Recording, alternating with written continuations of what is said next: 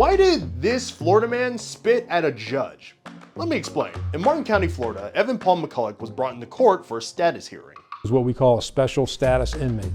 He came in, he was shackled at his ankles, he was belly chained, meaning he had a belt wrapped around him and his hands were handcuffed in front of him so he couldn't raise his arms, and was brought into Judge Roby's courtroom for that status hearing. I mean, what is this guy, the Florida man equivalent of Hannibal Lecter?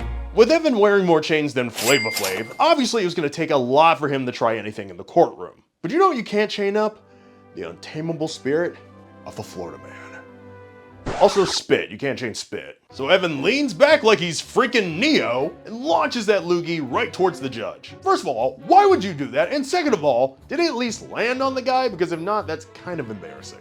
Not only did he assault the judge, but he managed to assault this poor podium in the process. Hi, are you a podium that got knocked down in the line of duty? You can receive a settlement today. Call Erik Hamlet's Podium Law, where we believe that just because you get knocked over doesn't mean that you should get screwed over. Call Podium Law today. He runs towards the bench, but luckily for the judge, he's quickly taken down by a mob of court officers. It's a good thing Evan didn't have superpowers like Dio Beredin from a few years ago. Remember this guy?